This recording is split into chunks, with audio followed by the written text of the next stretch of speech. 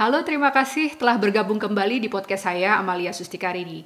Setelah 6 bulan dari kasus pertama ditemukan, Indonesia masih harus berjuang mengatasi COVID-19. Podcast kali ini menghadirkan Riki Rahman Permana, salah seorang survivor COVID-19 yang aktif membagikan pengalaman saat menjalani perawatan dan memberikan edukasi tentang COVID-19 ini.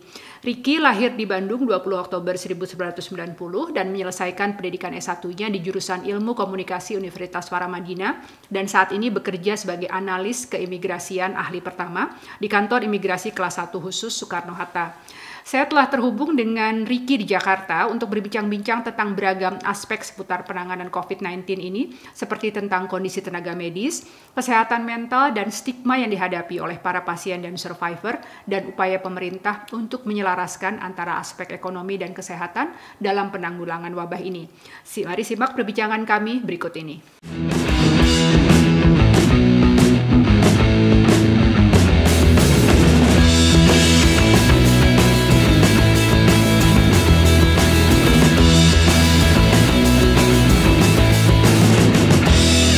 Assalamualaikum Mas Riki, apa kabar?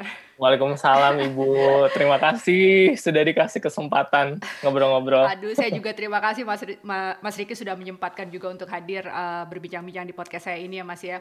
Saya mengamati Sama-sama. dari awal nih waktu Mas Riki mulai memberi surat untuk Pak Jokowi saat itu ya, waktu masih dalam perawatan. Saya merasa sangat kagum ya dengan upaya Mas Riki, karena sebagai pasien, waktu itu masih pasien dan survivor ya, Mas Riki berusaha juga untuk berkomunikasi dengan pejabat pemerintahan ya, untuk bisa mengkomunikasikan kondisi Mas Riki saat itu. Dan setelah alhamdulillah pulih ya, dinyatakan pulih dari COVID, Mas Riki pun masih terus aktif memberikan edukasi dan menceritakan juga pengalaman ya melalui berbagai platform kepada masyarakat. Karena rasanya penting banget ya Mas Riki ya, apalagi kita sekarang masih fighting terus nih Indonesia ya menghadapi COVID-19 ini ya Mas Riki ya.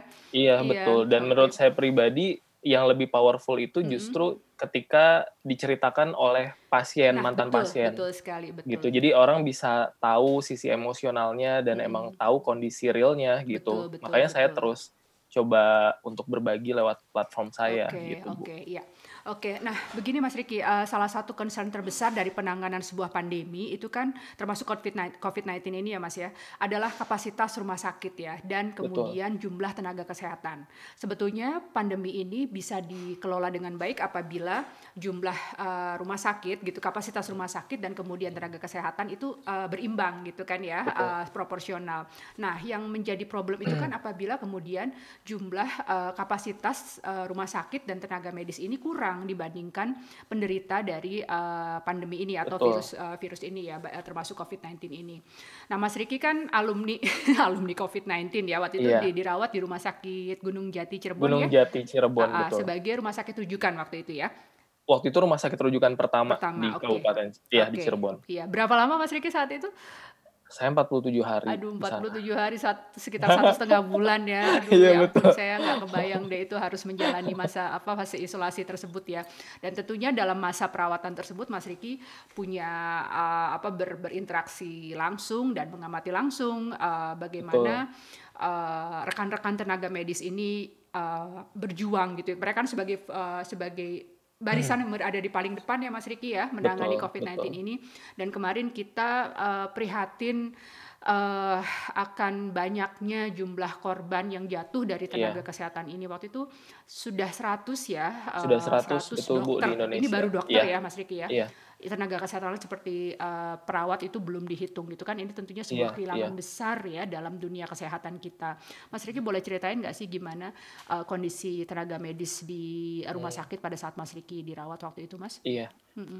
Cerita sedikit flashback. Jadi kalau boleh diceritakan, saya tuh alumni batch pertama Bu COVID. Bisa dikatakan seperti itu karena jumlah pasien di Indonesia pada waktu saya sakit itu belum mencapai 100.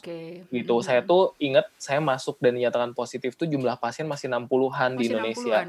Masih 60, dan saya sempat nanya, saya itu kalau urutan di Indonesia tuh urutan berapa sih, ranking berapa gitu istilahnya. Tapi mereka bilang kita nggak tahu karena datanya memang tidak ada gitu. Tapi saya pasien 01 waktu itu di Kabupaten Cirebon gitu. Di Kabupaten Cirebon. Betul. Nah, yang saya lihat pada waktu itu, kalau kita ingat-ingat pada waktu itu adalah sejujurnya tidak ada yang siap menghadapi namanya wabah ini, Bu. Ibarat kita mau perang, saya benar-benar ngelihat di lapangan bagaimana tenaga medis, para dokter, kemudian tim COVID-19, gugus tugas waktu itu ada COVID-19, dinas kesehatan, itu seakan-akan menghadapi hal yang baru.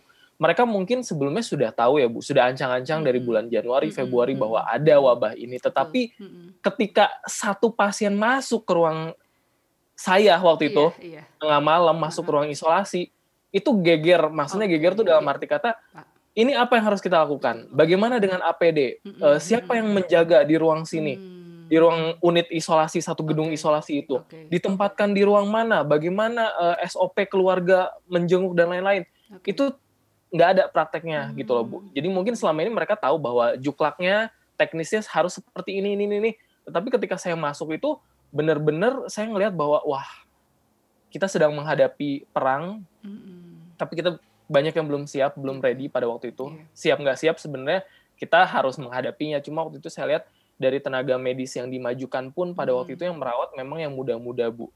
Kenapa bukan yang tua-tua? Karena memang resikonya juga besar kalau misalkan perawat yang tua yang merawat kita-kita. Jadi yang waktu itu dimajukan adalah para nakes-nakes yang memang berusia muda. Tetapi ada kekurangannya. Mereka yang berusia muda itu memang kadang-kadang kan kurang pengalaman ya, Bu, kurang jam terbang, sehingga dalam hal merawat pasien itu yang saya rasakan pada waktu itu adalah memang agak berbeda dengan perawat yang senior gitu. Senior ya. Nah, itu ada satu kejadian yang saya nggak bakal pernah lupa. Jadi saya tuh rajin sekali donor darah, Bu, biasanya. Ibu tahu kan jarum donor darah itu segede apa gitu kan. Tapi kalau memang disuntikan dengan benar itu kita nggak akan sakit tapi biasa aja gitu kan. Untuk pertama kalinya saya diambil darah dan itu saya harus gigit sakitan ya. Iya, saya harus gigit bantal karena itu sakit banget gitu. Udah perawatnya masih muda pada waktu itu yang dimajukan, mereka harus pakai APD dan ketika pakai APD juga si kacamatanya itu berembun. Jadi nggak jelas gitu, pasti yang ngelihatnya ya. Jadi saya tuh kayak uji nyali, Bu, lagi diambil kayak ini bener gak sih? Jadi banyak hal-hal seperti itu yang saya lihat. Kemudian dari dokternya juga ketika misalkan saya tanya bahwa, Dok, kenapa saya lama sekali sembuhnya? Apa yang menyebabkan virus ini bertahan di tubuh saya? Dokternya pun pada waktu itu memberikan jawaban bahwa kita juga bingung, Mas, gitu. Nah, saya sebagai pasien mendengar jawaban orang yang saya harapkan bisa memberikan jawaban, dia tidak bisa memberikan jawaban. Karena menurut beliau, riset masih terbatas, informasi soal virus ini masih terbatas. Kita masih belum tahu karakteristik virus ini. Jadi, pada waktu itu kondisinya benar-benar kaget. Istilahnya, kita dapat satu bom, dan kita kaget banget waktu itu di Indonesia. Apalagi di Cirebon ya, Bu. Istilahnya yang bukan daerah epicentrum gitu kan. Itu kondisinya pada waktu itu. Oke, jadi tadi ada kekagetan gitu ya, yang ketidaksiapan yang sebetulnya berawal dari shock ya, kekagetan karena ini benar-benar sebuah peristiwa yang unprecedented ya, Mas Riki ya. Jadi walaupun SOP semua prosedur sudah disiapkan, tapi begitu ada pasien masuk real itu terlihat para nakes kita juga masih mencari-cari bentuk seperti apa sebetulnya perawatan yang tepat ya. Nah, tapi kalau dari segi jumlah gimana nih Mas Riki? Terpantau nggak? Maksudnya apakah kelihatan ada yang terlihat sangat kelelahan gitu ya karena menjaga Mas Riki terlalu lama atau gimana, itu ada nggak Mas Riki seperti itu yang diamati? Nah, pada waktu itu ini di bulan lalu ya Bu ya kondisinya. Saya nggak tahu masih relevan atau enggak, tapi saya masih sampai sekarang berhubungan dengan para tenaga kesehatan yang merawat saya. Pada waktu itu saya ngelihat awalnya kapasitas ruangan dengan jumlah pasien itu masih memadai. Karena waktu itu masih sedikit sih ya. Masih sedikit, iya, betul, masih sedikit. Nah, kemudian oleh pemerintah pada waktu itu di Kabupaten Cirebon ditambah rumah sakit rujukannya menjadi 5. Jadi bukan cuma Gunung Jati, ada juga rumah sakit Walet, rumah sakit Sidawangi, rumah sakit Arjawinangun kalau nggak salah. Jadi bertambah jumlahnya gitu kan, Bu. Nah, setelah bertambah jumlahnya, pasien-pasien yang awalnya pada waktu itu tuh sempat ada yang dirawat di lorong, Bu. Jadi sempat ada yang nggak dapat kamar. Gitu. Karena memang ruangan yang waktu itu di Rumah Sakit Gunung Jati itu adalah ruangan yang benar-benar dulu dibangun ketika menghadapi wabah flu burung, Bu. Jadi ruangannya memang bagus. Itu adalah dulu programnya mungkin Bu Menkes Siti Fadilah ya, ketika membangun zaman-zaman flu burung itu gitu kan. Jadi beliau membangun satu fasilitas isolasi ruangan bertekanan negatif yang memang untuk merawat wabah seperti ini, gitu. Dan itu kan kamarnya tidak banyak pada waktu itu. Nah, kami ditempatkan di situ karena memang itu fasilitasnya sangat-sangat canggih istilahnya untuk ukuran rumah sakit di Gunung Jati. Jumlah pasien makin bertambah. Ada beberapa yang bahkan tidur di lorong, Bu, karena harus menunggu pasien keluar dulu gitu kan. Sehingga akhirnya dibentuklah atau ditunjuklah rumah sakit rujukan lainnya. Nah, setelah itu jumlah pasien makin meningkat, akhirnya pihak Rumah Sakit Gunung Jati mengalihfungsikan satu pavilion di gedungnya mereka, dijadikanlah pada waktu itu sebagai pavilion khusus untuk COVID-19. Jadi pada waktu itu yang statusnya PDP, yang statusnya positif, itu pindah dari gedung yang tadi, yang bagus itu, menjadi gedung yang memang biasa. Nah, di gedung biasa itu memang kita nggak dilengkapi dengan AC, tekanan udara negatif, filter, ventilasi, dan lain-lain. Itu benar-benar kayak bangsal biasa. Pada waktu itu, hanya dilengkapi fasilitas, kipas angin, kemudian ada kamar mandi, dan lain-lain. Karena memang rumah sakit harus mengambil kebijakan itu seiring dengan bertambahnya jumlah pasien. Khususnya pasien-pasien PDP pada waktu itu, Bu. Nah, tenaga kesehatan capek atau enggak? Yang saya amati adalah, pertama, mereka juga harus menyesuaikan, Bu. Penggunaan APD itu sangat tidak nyaman, ya. Apalagi itu ruangannya di gedung yang baru itu bukan ruangan ber-AC. Jadi saya sering banget ngelihat mereka itu sampai keringatnya itu benar-benar keluar dari tangan gitu loh. Benar-benar karena panas banget. Saya aja istilahnya yang di rumah sakit kegerahan, kadang-kadang kalau gerah tuh saya suka buka baju gitu loh, Bu. Gitu. Itu aja sedangkan mereka harus pakai berlayer-layer, berlapis-lapis. Jadi yang saya lihat kelelahannya di situ. Satu dari fisiknya. Dari psikisnya, mereka juga lelah. Karena lelah tuh dalam arti gini, pertama pasien terus bertambah, masyarakat bandel banget, padahal mereka tuh di dalam tuh kita ngelihat bahwa ada orang yang meninggal, yang hari ini masuk besok meninggal, yang hari ini masuk malamnya meninggal. Itu kan secara psikis tuh mereka kayak, ya Allah, seandainya masyarakat tahu apa yang terjadi di dalam sini gitu kan, mungkin masyarakat nggak akan bandel di luar sana. Itu yang kadang-kadang ngedongkol di hati para nakes. Makanya pada waktu itu kebetulan di Rumah Sakit Gunung Jati, saya kan dapat layanan bersama psikolog, Bu, ada konseling kan. Nah, mereka khawatir dengan psikis saya pada waktu itu gitu kan. Saya ceritakan, dan psikolog juga setuju bahwa yang harus mendapatkan konseling itu bukan cuma pasien, tapi para nakes dan para dokter. Karena mereka tuh tekanannya gede banget. Tekanan dari keluarga, nanya kapan sembuh, tekanan dari keluarga, yang juga khawatir mereka ketularan, dari lingkungan, yang mereka takut bahwa akan membawa virus. Jadi mereka pun perlu mendapatkan konseling. Nah, itu yang saya lihat tantangan yang ada di nakes kita. Jadi terkonfirmasi lah oleh Mas Riki ya, bahwa memang bagaimana kita mengalami masalah dalam hal kapasitas rumah sakit ya, penyediaan tempat, dan juga kemudian bagaimana situasi dan kondisi yang dihadapi oleh para nakes dan dokter ini ya, Mas Riki ya. Nah, tadi Mas Riki sudah menyinggung sedikit tentang bagaimana perlunya untuk berkonsultasi dengan psikolog ya, karena saya nggak kebayang 47 hari ya di dalam perawatan, apalagi tadi Mas Riki bilang tanya ke dokternya kenapa kok lama banget, dokternya juga masih belum bisa kasih jawaban yang pasti gitu kan, dan berita-berita bahwa itu ada beberapa yang harus berpulang gitu ya akibat wabah ini, pasti kan ini adalah sebuah pressure yang sangat besar gitu bagi kesehatan mental kita. Nah, cuma memang kita bisa melihat ya bahwa aspek kesehatan mental ini rasanya belum terlalu diperhatikan gitu ya, Mas Riki ya, untuk penanganan COVID-19 ini. Memang saat ini mungkin prioritasnya lebih ke penanganan gejala fisiknya gitu dan sampai sembuh. Tapi Mas Riki mengalami sendiri bahwa tekanan psikologis itu juga tentunya sangat berpengaruh, dan berpengaruh kepada mungkin proses penyembuhan kan, karena ya kalau kita stres kan sel-sel tubuh kita kan juga akan bereaksi ya, Mas Riki ya. Betul. Nah, kalau sebagai survivor, bagaimana Mas Riki, bagaimana tentang kondisi kesehatan mental Mas Riki selama perawatan COVID-19 tersebut, Mas? Dan ada nggak, Mas Riki, tadi harapan bagi para stakeholder ya untuk penanganan kesehatan mental baik pasien atau survivor COVID-19 ini untuk lebih baik lagi gitu ditingkatkan? Iya. Jadi sebenarnya, Bu, kalau kebetulan ketika di dalam sana kan banyak sekali waktu free saya gitu kan. Artinya saya coba untuk killing time tuh ngapain sih gitu kan. Akhirnya saya juga baca pada akhirnya panduan protokol dari Kementerian Kesehatan yang dikeluarkan oleh mereka di websitenya gitu kan. Nah, setelah saya pelajari, memang porsi pengobatan yang mengarah pada pendekatan psikologis itu masih sangat kecil pada waktu itu. Jadi kita masih fokus untuk mencari apa obat yang paling ampuh untuk mengatasi virus ini. Jadi bagian medisnya tuh kita masih istilahnya kalau dari skala 100%, pengobatan medisnya itu hampir 90%. Sementara 10%-nya itu adalah sisi psikologis yang kadang itu pun terlupakan.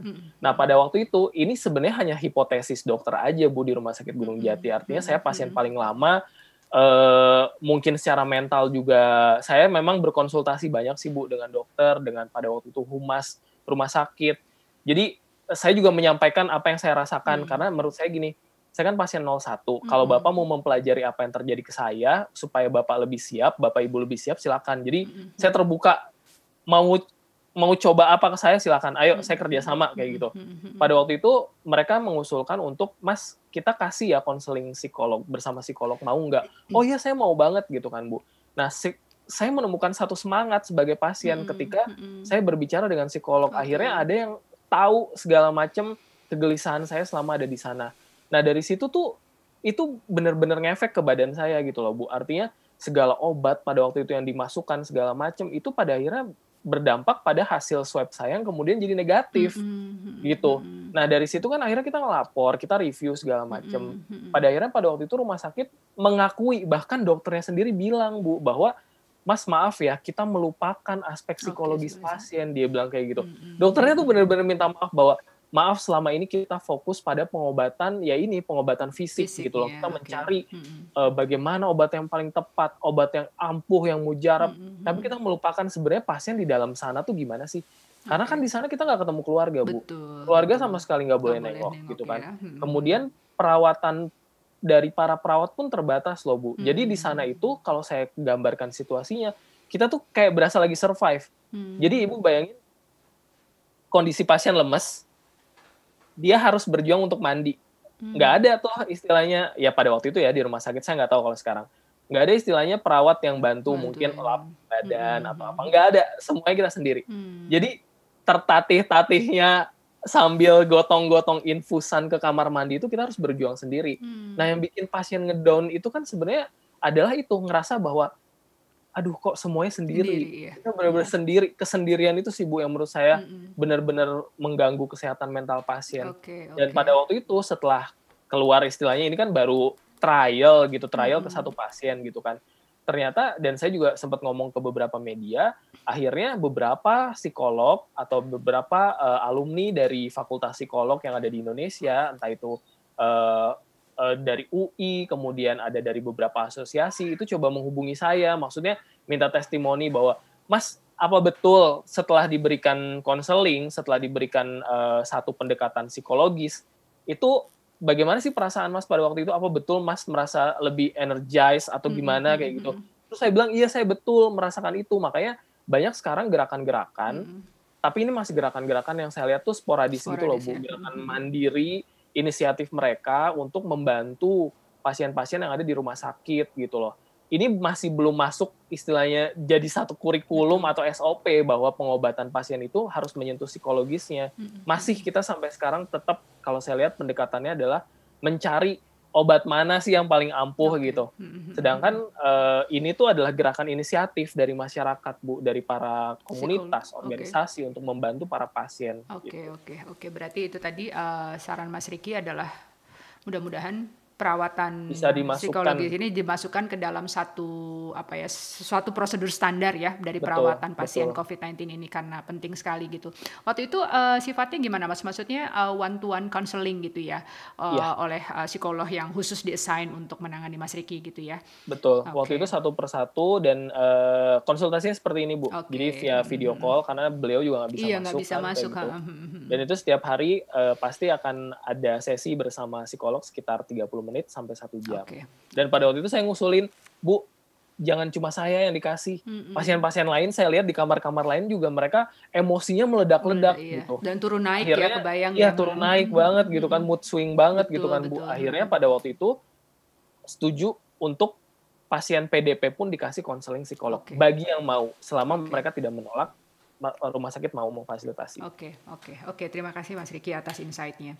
Nah, berikutnya gini Mas, hal yang sering dihadapi oleh pasien atau survivor COVID-19 ini kan stigma ya Mas ya. Betul, ini yang menjadikan ya cukup banyak gitu orang-orang yang sebetulnya sudah memiliki gejala gitu kan enggan gitu untuk meriksa atau untuk memberikan informasi bahwa sebetulnya punya gejala COVID-19 itu gitu ya. Dan ini juga kan kita lihat ada penolakan ya, waktu itu ada pasien yang pulang atau misalnya jenazahnya pun sulit gitu kan untuk ditata dilakukan pemulasaran jenazah secara prosedur COVID gitu ya. Banyaklah intinya gitu ya. Ini kan tentunya berkaitan juga mungkin tadi dengan aspek psikologis gitu yang dihadapi oleh pasien ataupun survivor COVID-19 ini. Nah Mas Riki kan juga mengalami sendiri ya Mas ya.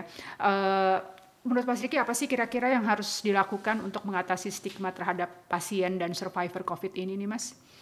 Pertama, kalau menurut saya pribadi, Bu, stigma itu muncul dari ketidaktahuan kita sih. Gitu. Jadi kita tidak tahu apa itu COVID, bagaimana COVID menyerang, kemudian bagaimana seseorang dinyatakan sembuh.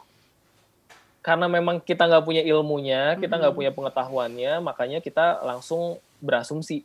Stigma itu menurut saya pribadi munculnya dari asumsi awalnya. Gitu karena kan. tidak ketidaktahuan ya. Betul. Bukan cuma ketidaktahuan, tapi ketidakmauan sebenarnya. Ignorance untuk ya Mas ya. Betul, ignorance itu. Jadi sudah banyak sekali informasi sebetulnya yang bisa kita pilih gitu kan. Tetapi kita rasanya sudah jenuh gitu kan. Entah informasinya terlalu banyak atau tidak menarik atau gimana. Pada akhirnya orang memilih untuk lebih baik saya tidak mengikuti COVID itu, ya sudah mah tidak tahu, tidak mau mengikuti juga, pada akhirnya lebih percaya ke omongan temen, omongan orang, seperti itu. Itulah yang membuat menurut saya stigma itu berkembang gitu kan, Bu. Jadi kalau menurut saya, yang saya pelajari adalah komunikasi dari pemerintahnya sendiri itu memang harus continuous gitu loh. Artinya selain continuous juga mereka harus tahu target komunikannya gitu loh. Betul. Wah, karena ini pas banget nih lulusan komunikasi nih. Langsung menerapkan ilmunya ya Mas Riki ya. Karena gini, waktu itu saya kayak dikasih selebaran brosur misalkan dari Dinas Kesehatan gitu kan, Bu. Mungkin memang produksinya massal dari Kementerian Kesehatan. Tetapi kalau itu dibagikan ke beberapa misalkan masyarakat yang memang secara pendidikan, ekonomi itu tidak tepat, ya itu kan ketinggian bahasanya gitu loh, Bu. Kita mengartikan ya kan istilah-istilah seperti suspek. Suspek tuh apa sih sebenarnya? Orang dinyatakan suspek tuh kayak gimana sih, penggunaan bahasa serapan dan lain-lain kan itu sebenarnya berpengaruh ke tingkat pemahaman juga gitu kan. Terus pendekatan komunikasinya juga menurut saya kita selalu menyampaikan data statistik gitu loh. Selalu statistik, tapi kita nggak pernah menyentuh sisi emosional seperti misalnya apa yang kita lakukan tuh sebenarnya berdampak loh. Jadi tindakan kita itu berdampak kepada orang lain. Sebagai contoh, kita nggak pakai masker. Mungkin kita bisa jadi inang ya. Dan yang sakit tuh orang lain yang ada di rumah. Bentuk komunikasi seperti itu kan sebenarnya menurut saya hal-hal yang penting yang harus diperbaiki untuk bisa meluruskan stigma ini gitu. Jadi kenapa dokter sendiri di rumah sakit takut sekarang kalau Ibu tahu protokolnya, saya cukup sedih sebenarnya, tapi memang ini harus dilakukan gitu. Dulu kalau teman-teman saya cerita gini, Ki, sekarang mau masuk IGD aja susah, padahal itu dia tidak kena COVID, dia ingin memeriksakan kondisi kesehatan yang lain-lain. Tapi sekarang kalau mau masuk IGD, syarat pertamanya itu apa? Swab. Jadi apapun sakitnya mau masuk ke IGD itu harus di swab dulu. Kalau dulu saya kebalikannya, Bu, masuk aja dulu ke IGD, kemudian di swab. Kalau positif masuk ke ruang isolasi, kalau negatif dia akan ditangani sesuai dengan gejala penyakitnya, kayak gitu kan. Tetapi dulu itu banyak pasien yang tidak jujur. Jadi mereka tidak mau menceritakan ke dokter, misalkan, oh ya saya baru bepergian dari luar negeri, saya baru berkontak dengan misalkan orang asing atau apa. Mereka menyembunyikan itu gitu, sehingga banyak yang jadi korbannya itu adalah yaitu yang kena positif dokternya, kemudian perawat-perawat, sehingga akhirnya sekarang takut, dibaliklah protokolnya gitu. Itu kan salah satu bentuk, yaitu tadi Bu, ignorance masyarakat terhadap COVID ini gitu. Jadi kembali lagi ke literasi itu tadi ya Mas Riki ya, penyadaran literasi masyarakat tentang COVID-19 ini. Dan tadi poin Mas Riki menarik sekali bahwa pesannya itu harus disesuaikan dengan penerima pesan gitu ya. Jadi bahasanya jangan ketinggian nih gitu. Jadi disesuaikan dengan kelompok-kelompok masyarakat yang menerima pesan tersebut. Saya jadi berpikir Mas, itu kan biasanya tadi Mas Riki bilang ada selebaran gitu, dan kadang kan orang nggak baca gitu ya. Karena itu tadi kan kayaknya kita udah overwhelmed nih sama banyak sekali informasi. Itu kira-kira perlu nggak sih Mas kayak apa ya? Kalau kita dulu mungkin juru penerangan gitu, juru penerang kayak volunteer itu mungkin datang ke rumah-rumah menyampaikan pesan itu tadi tentang apa sih COVID itu, apa yang harus dilakukan atau basic information tentang itu. Tapi secara itu tadi bahasa yang sederhana dan gimana ya, mungkin kalau kita datang langsung ya tentunya dengan tetap pakai protokol kesehatan ya, pakai masker, dan sebetulnya kan dengan pakai masker mereka bisa menunjukkan oke, gini loh harusnya gitu ya, kita tetap harus pakai masker. Kira-kira gimana Mas? Sebenarnya kalau menurut saya tuh Bu, kita harus komunikasinya tuh lebih bermuatan lokal ya, dalam arti gini pendekatan. Sebenarnya banyak sekali opinion leader yang bisa digandeng oleh pemerintah. Sebagai contoh, saya mengamati di lingkungan saya aja deh. Masyarakat itu sangat mendengarkan omongan ustadz. Betul. Nah, kenapa sih Pak Ustadz ini tidak mungkin menjadi salah satu perpanjangan tangan dari pemerintah untuk membantu supaya masyarakat tuh lebih disiplin. Misalnya kita masukkanlah muatan agama yang ada dalam Islam gitu terhadap penanganan COVID. Seperti contoh gini, bahwa mencuci tangan, menjaga kebersihan, bersih sebagian dari iman, itu kan relate banget kan Bu, kayak gitu.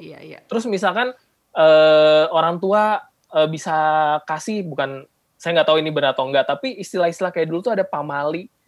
Pamali loh, kalau misalkan ini segala macem gitu. Nah, maksud saya harusnya bisa sih dimasukkan muatan-muatan itu ke bahasa komunikasi, karena di beberapa daerah ada orang yang sangat mendengarkan sekali para pemuka agama gitu kan Bu. Jadi kadang-kadang tidak tepatnya di situ. Nah, ini juga kejadian Bu. Jadi ketika waktu itu saya dirawat dan orang tua juga menghubungi dinas kesehatan karena mereka ingin mengklirkan stigma yang ada di lingkungan saya, pada waktu itu orang dinas kesehatan datang.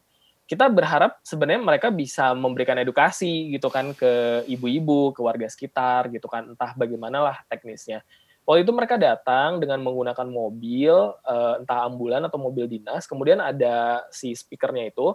Nah, muatan komunikasi yang ditangkap oleh ibu saya itu hanya jangan lupa pakai masker, cuci tangan, segala macam. Jadi mereka mobil itu keliling kompleks segala macam kayak gitu. Jadi hanya pakai masker, cuci tangan kayak gitu. Jadi ya itu sih gampang banget dilupakan gitu loh menurut saya. Harusnya tidak seperti itu sih, harusnya ada format-format lain yang lebih efektif. Oke, thank you Mas. Semoga ini bisa menjadi masukan ya bagi para pengambil kebijakan dan pakar-pakar komunikasi kita nih ya.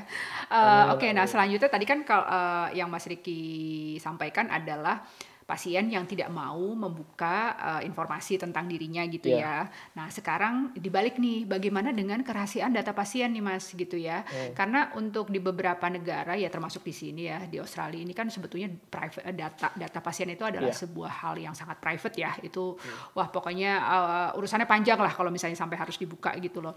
Nah ini dikaitkan dengan kalau kita bicara di konteks Indonesia nih ya, karena itu tadi kan banyak yang kadang ignorance gitu, terus dia nggak lapor gitu, dan mungkin bandel dalam tanda kutip ya, harusnya di rumah tapi terus dia keluar gitu. Nah ini kan sempat ada semacam wacana kan bahwa ya data pasien itu bisa gitu dibuka, padahal kan sebetulnya ada undang-undang yang kita berkaitan dengan kerahasiaan data pasien untuk keperluan kedokteran gitu.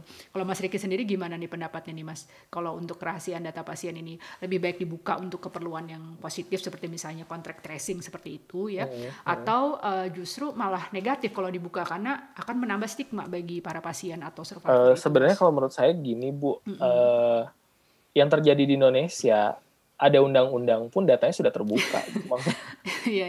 Saya tahu ada undang-undang kesehatan, kalau nggak salah pasal 152 deh, gitu, yang mengatur tentang kerahasiaan data pasien gitu kan. Ibu, saya bukan yang nuduh atau gimana ya, ini cuma spekulasi pribadi saya gitu. Kadang saya mikir gini, kenapa sampai sekarang tidak pernah ada pengusutan atau penyelidikan terhadap kebocoran data pasien?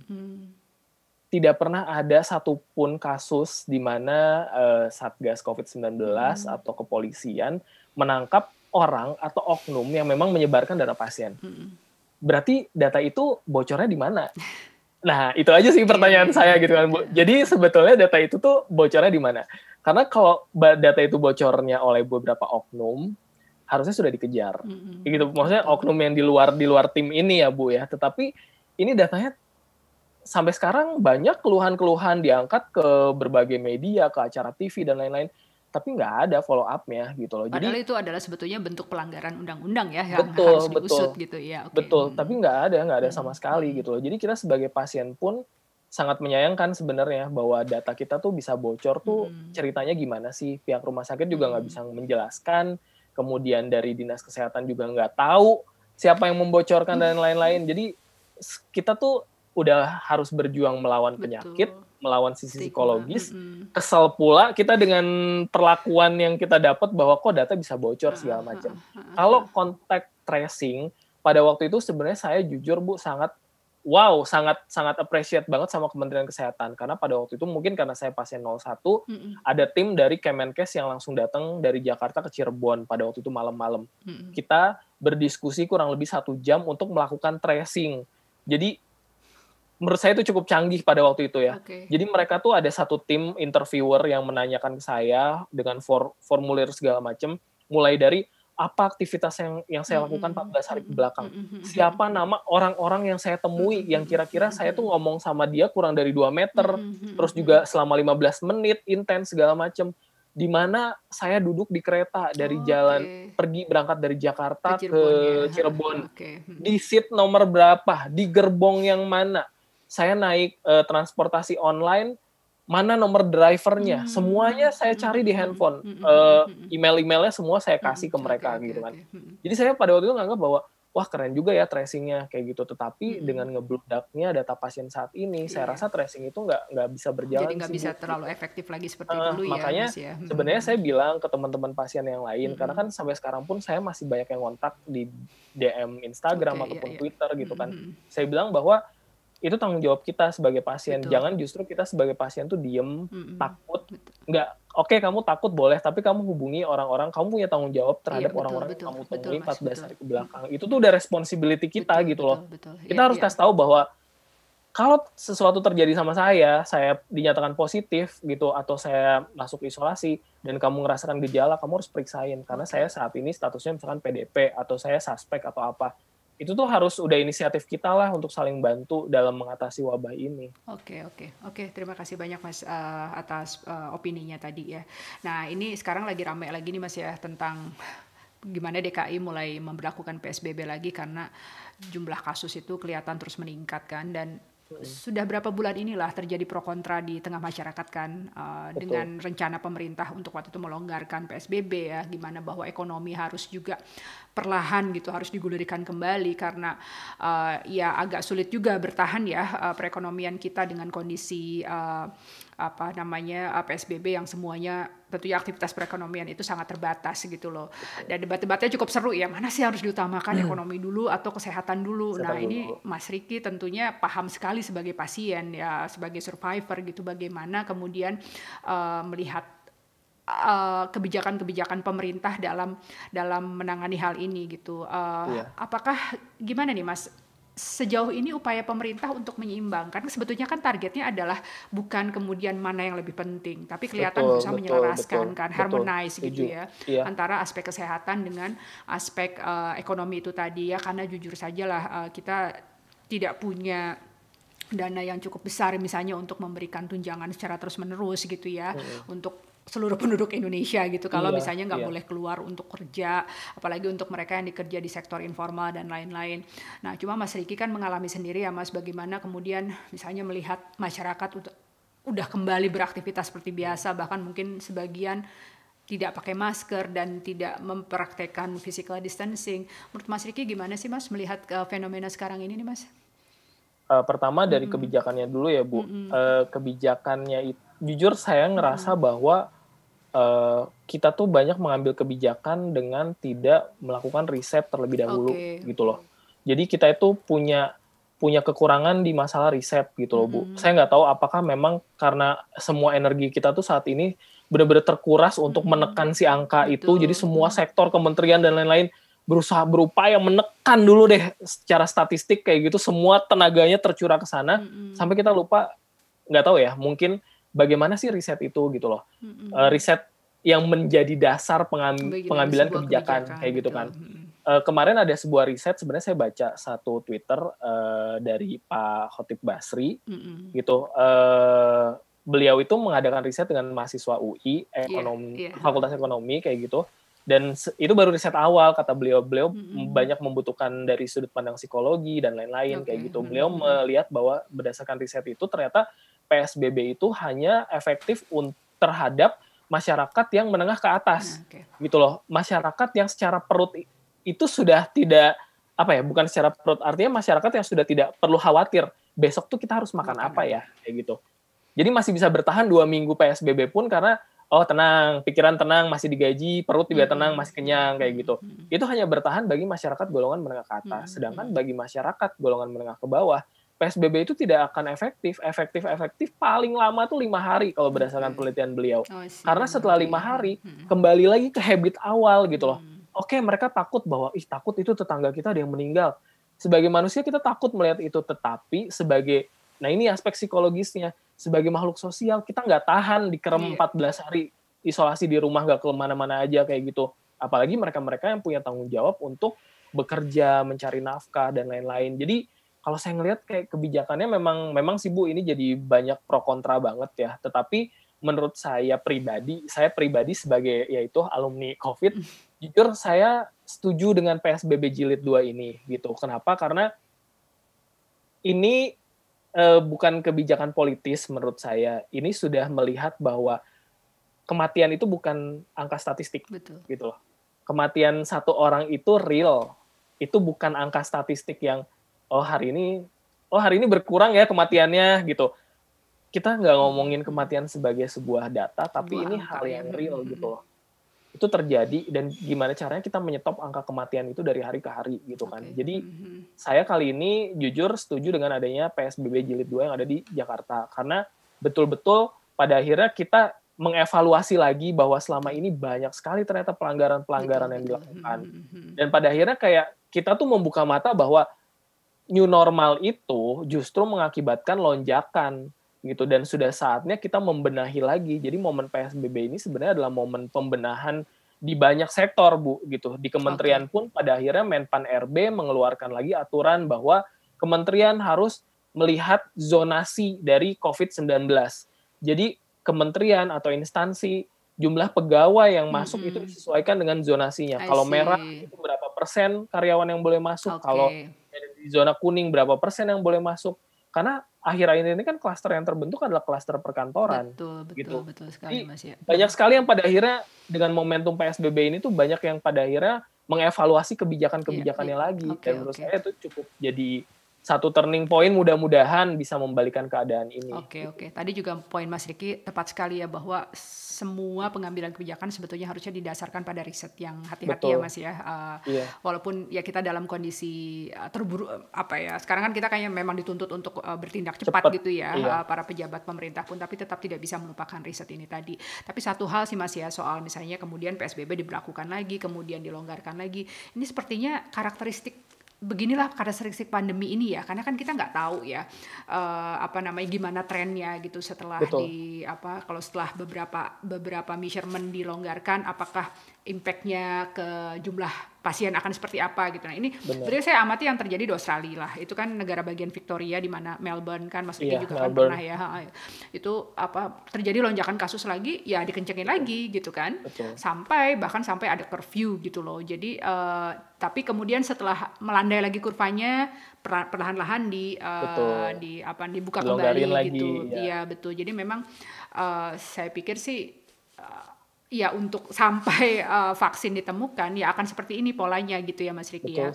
Tapi ya itu tadi tetap harus berdasarkan pada riset dan mungkin bisa melihat pola kan, sebetulnya patternnya bisa dibikin gitu seperti apa kebijakannya. Oke, karena memang penelitian terhadap virus ini masih terbatas dan masih terus bergulir kan. Kemarin aja mungkin kalau Ibu baca gitu bahwa di CDC Amerika Serikat pada akhirnya merilis data bahwa ternyata penyebarannya sekarang itu lewat udara gitu kan.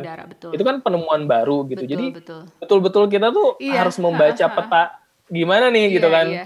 Dan menurut saya dokter-dokter pun harus banyak membaca riset dari luar gitu loh Bu. Karena jujur riset di dalam sini sangat terbatas. Jadi saya beruntung ketemu dokter-dokter mereka di Cirebon, tapi mereka tuh membaca risetnya tuh dari Singapura gitu loh, Bu. Bahkan saya suka dikirimin WhatsApp sama beberapa dokter dari Cirebon gitu. Mereka ngirimin WhatsApp, "Mas, baca nih jurnal." Saya kadang-kadang kayak mencerna, aduh banyak banget nih istilah kedokterannya gitu kan. Tapi sebenarnya bisa di-googling, cuma kan kayak, apa sih nih intinya, mau nggak mau kan saya baca, oh ternyata di Singapura tuh seperti ini ya gitu. Jadi hal-hal seperti itu, keaktifan dokter dan lain-lain dalam menghadapi update-nya dokter dalam menghadapi COVID ini juga diperlukan sih, Bu. Ya itu tadi Mas Riki bilang ya bahwa ya tambahan karakter dari wabah ini kan selalu akan ada penemuan baru gitu ya. Gitu. Jadi itu tadi sebelumnya bukan airborne, droplet aja ternyata bener airborne. Nah, ini kan membutuhkan apa ya, semacam kesadaran saintifik dari kita ya Mas Riki ya, bahwa ya yang dibilang 2 bulan yang lalu tidak berarti akan terus berlaku sampai sekarang gitu kan. Karena sains memang kan terus berubah kan. Kalau ada penemuan baru mungkin bisa akan dibangking dari penemuan berikutnya gitu. Dan ya mudah-mudahan sih walaupun memang kadang kan kita agak susah menerima uncertainty seperti ini ya, kok kesannya kayak mencela-mencelekan tadinya kayak gini kok sekarang kayak gini, tapi kan sebetulnya ini adalah proses pembelajaran kita menjadi masyarakat yang lebih menghargai sains itu ya dan prosesnya gitu ya Mas Riki ya. Nah ini agak-agak keluar dari topik Mas Riki sebagai survivor nih. Saya tertarik karena Mas Riki kan kerja di imigrasi ya Mas ya, di sektor imigrasi nih. Nah imigrasi ini kan tentunya terkait erat dengan upaya penanganan COVID ya Mas ya, karena mobilitas orang dari satu negara ke negara lain kan adalah salah satu sumber utama transmisi virus ini kan, dan hampir di semua negara itu salah satu hal yang pertama dilakukan adalah nutup perbatasan gitu ya dari orang dari negara lain atau pengetatan gitu. Nah sebelumnya kan kewaspadaan jajaran imigrasi terhadap arus keluar masuk orang ini kan mungkin lebih dititik keberatannya ke aspek keamanan nih Mas ya, seperti yang Mas Riki tentunya paham sekali ya, untuk misalnya kasus transnational crime atau terorisme gitu. Nah sekarang beda nih concernnya jadi penyakit gitu dan kesehatan. Nah gimana nih Mas Riki nih selaku jajaran imigrasi gitu ya, melihat bagaimana shifting ini gitu loh, concern dari imigrasi gini terhadap ancaman utama pada saat ini. Ini menarik sih Bu, maksudnya ini personal opinion saya gitu ya. Yang saya tahu memang sedari awal saya bergabung di imigrasi, fokus terbesar kita itu adalah perlintasan orang atau perlintasan manusia keluar masuk wilayah Indonesia gitu. Jadi imigrasi itu melakukan fungsi pengawasan, melakukan fungsi keamanan juga itu terhadap orang. Jadi subjeknya itu udah jelas di Undang-Undang Keimigrasian bahwa yang kita jaga itu adalah orang keluar masuk wilayah Indonesia gitu kan.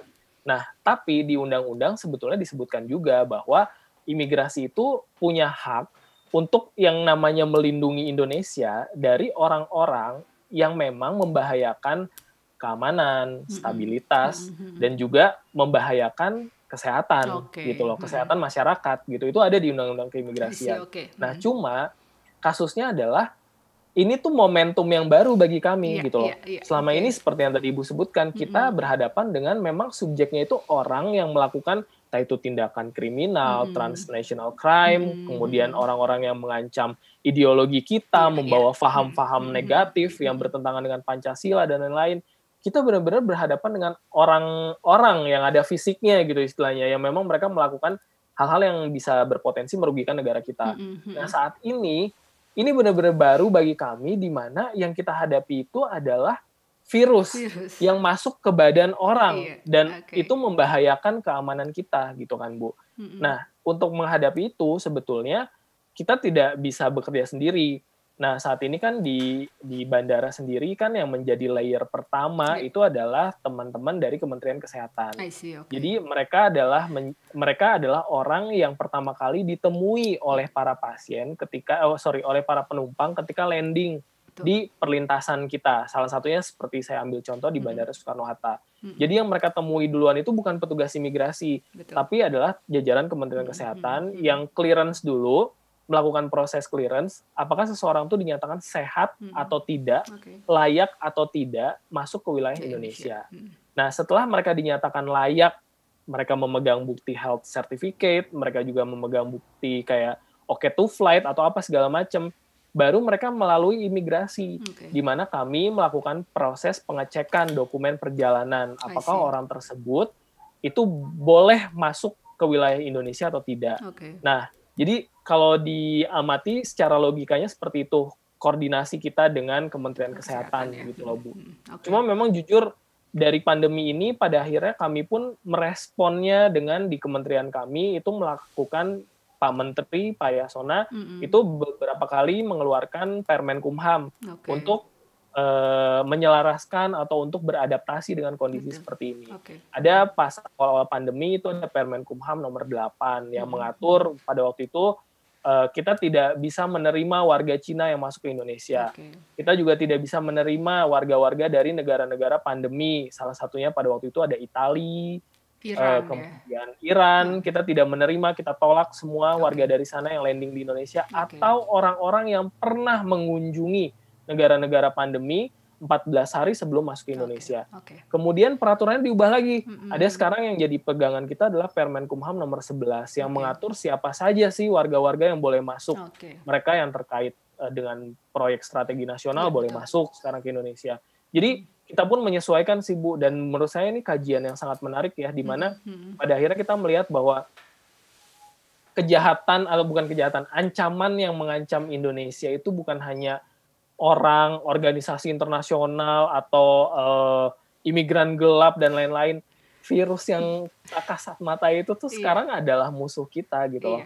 Dan itu tuh benar-benar buat saya kayak, wow ini hal yang baru sih untuk kami jajaran di imigrasi gitu, bahwa entah ya, mungkin ini hal yang akan nanti saya ceritakan ke anak cucu, bahwa dulu kita pernah menghadapi ancaman, tapi bukan orang, ancamannya itu virus gitu, dan itu sebenarnya menarik sih Bu gitu. Ditulis buku Mas, nanti saya salah satu yang pertama yang daftar beli. Sekarang yang terakhir nih Mas, pesan Mas Riki nih buat teman-teman. Mas Riki sebagai survivor COVID, tolong dong Mas kirim pesan buat teman-teman di Indonesia khususnya nih, gimana, apalagi itu tadi ya trennya ya, kita masih tetap harus berjuang nih sebagai bangsa untuk menghadapi COVID-19 ini. Gimana Mas pesan-pesannya buat teman-teman di Indonesia nih Mas? Pertama mungkin saya berharap banget banyak yang nonton podcast ini, siapapun ya Bu. Kalau misalkan yang nonton ini adalah pasien dan keluarga pasien, pesan khusus dari saya adalah, saya tahu ini berat sekali, baik itu bagi keluarga, baik itu bagi pasien, apalagi kayak gitu. Berat sekali ketika kita dapat istilahnya cobaan untuk dapat si virus ini gitu loh. Yang perlu saya tekankan adalah berusaha untuk kuat. Maksudnya kuat tuh gini, kita jangan mengharapkan kita dipahami oleh orang lain gitu loh. Jadi jangan seolah-olah kayak kok gini, kok orang lain nggak paham sama kita, kok gini, kok gitu. Itu justru akan memperburuk keadaan. Tetapi cobalah untuk memahami diri kita sendiri. Kita perlu apa untuk bisa bangkit? Ayo kita usahakan gitu loh. Kalau kamu butuh bantuan, kalau keluarga butuh bantuan, bisa mengontak para mungkin COVID survivor lainnya untuk berbagi pengalaman. Mereka saya yakin akan sangat terbuka kayak gitu. Nah, untuk teman-teman lainnya, masyarakat umum gitu kan yang di luar sana yang sehat, saya sih cuma mau berpesan gini Bu, bahwa terserah, maksudnya gini, mereka mau menganut paham konspirasi atau bukan, kayak gitu, bagi saya itu memang perbedaan pendapat masing-masing ya, tetapi selalu ingat bahwa kita tuh makhluk sosial. Apa yang kita lakukan itu ke orang lain, ya? Akan berakibat ke orang lain, ada impact-nya untuk orang lain, kecil atau besar pasti ada impact-nya. Kalau nggak mau ada impact-nya, tinggal aja di hutan sendirian kayak gitu kan, nggak akan kena impact buat orang lain kayak gitu. Jadi kalau kita masih nekat, mungkin kitanya sehat, tapi kita bisa jadi pembawa virus itu gitu, dan sangat sayang sekali sih gitu ketika ada anggota keluarga terdekat kita yang memang kena COVID ini, benar-benar seketika berubah deh kondisinya, karena itu benar-benar kita survive banget Bu di dalam ruang isolasi itu. Mau isolasi mandiri, mau isolasi di rumah sakit, tetap nggak enak. Jadi saat ini menurut saya sih patuhi aja semua protokol yang disarankan pemerintah gitu kan, dengan mengurangi bepergian keluar rumah kalau nggak perlu, social distancing, menggunakan masker dan lain-lain. Jadi kan itu kebiasaan dan habit gitu. Dan jangan lupa untuk selalu mengupdate informasi, karena siapa lagi yang mau peduli dengan COVID ini kalau bukan kita sendiri, ya? Dan untuk teman-teman nih di luar sana yang juga kita sama-sama berkesempatan mengenyam pendidikan lebih tinggi gitu kan Bu. Kita punya satu menurut saya kita punya satu responsibility untuk mengaplikasikan ilmu kita gitu. Betul. Saya mungkin bidangnya komunikasi, jadi saya mencoba untuk gimana caranya ngomong soal COVID di platform saya dengan bahasa yang bisa dimengerti oleh teman-teman saya gitu kan. Jadi kita punya tanggung jawab sebenarnya sebagai orang-orang yang terdidik ini untuk dalam bidang ilmu kita masing-masing ya, apa yang bisa kita kontribusikan ya Mas Riki ya. Setuju, Bu. Oke. Terima kasih banyak Mas Riki Rahman Permana, seorang survivor COVID-19 termasuk yang pertama di Indonesia ya, atau di Cirebon. Terima kasih atas waktu berbaginya Mas. Senang sekali Mas Riki bisa berbagi di podcast saya ini. Mudah-mudahan ini akan menjadi inspirasi untuk banyak orang dan juga tentunya masukan untuk para pengambil kebijakan juga ya Mas Riki ya. Selalu sehat Mas, salam untuk keluarga dan juga kolega di kantor. Tetap semangat, salam sehat selalu Mas. Terima kasih banyak. Assalamualaikum warahmatullahi wabarakatuh. Waalaikumsalam. Sehat-sehat ya Bu. Iya, sama-sama Mas. Terima kasih. Demikian perbincangan saya dengan Riki Rahman Permana, salah satu penyintas COVID-19 tentang berbagai aspek dalam penanganan COVID-19 di Indonesia. Semoga bermanfaat sebagai penyampaian pengalaman, lesson learned, edukasi kepada masyarakat, dan aspirasi bagi para pembuat kebijakan. Subscribe channel ini untuk mendapatkan update episode baru dan menarik lainnya. Terima kasih dan salam sehat selalu.